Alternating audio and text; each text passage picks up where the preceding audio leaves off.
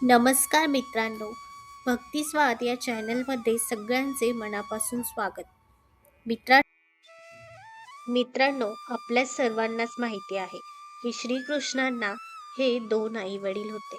एक म्हणजे देवकी आणि वासुदेव आणि दुसरे म्हणजे यशोदा आणि नंदबाबा. पण मित्रांनो, तुम्हाला माहिती आहे का की कुठल्या पुण्याईमुळे माता यशोदा या श्रीकृष्णांच्या आई बनल्या? हेच आपण आजच्या व्हिडिओमध्ये या कथेच्या माध्यमातून जाणून घेणार आहोत. त्यामुळे व्हिडिओ शेवटपर्यंत नक्की बघा. मित्रांनो, ही कथा जोडली आहे ती माता यशोदा आणि नंदबाबा यांच्या पूर्वजन्मीची. असं म्हटलं जातं की 8 वसूंपैकी एक होते नंदबाबा. त्यांचं नाव द्रोण असं होतं आणि त्यांचीच पत्नी होती धरा. द्रोण आणि धरा या दोघांनाही पुत्र नव्हता आणि त्यामुळे ते दोघंही कायम चिंतेत असायचे. दोघांनीही एक इच्छा व्यक्त केली की आम्हाला आमच्या पुत्ररूपात विष्णूंनी यावे आणि आम्हाला माता पिता होण्याचे सौभाग्य द्यावे, अशी इच्छा त्या दोघांच्याही मनात आली.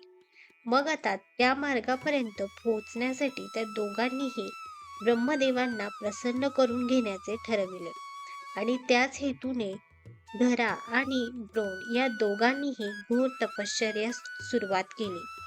सुरुवातीला त्यांनी बराच दिवस अन्नत्याग केला आणि फळ, फुलं, पानं यांच्यावरती ते आयुष्य काढू लागले. परंतु त्यातही त्यांचं समाधान झालं नाही.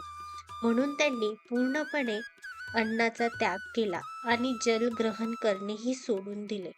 अशी ते घोर तपश्चर्या शेकडो वर्ष करत होते आणि त्यांच्याच तपश्चर्येला प्रसन्न होऊन ब्रह्मदेव तिथे आले आणि त्या दोघांना विचारले की मी तुमच्या तपश्चर्येला प्रसन्न झालो आहे.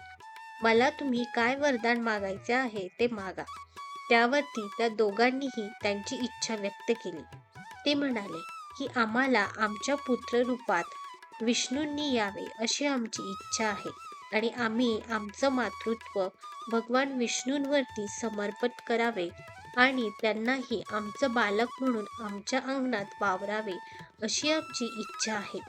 यावरती ब्रह्मदेव म्हणाले की भगवान विष्णूंनी माता देवकी आणि वासुदेव यांना प्रत्येक जन्मात आपले आई वडील होण्याचे वरदान आधीच दिले आहे.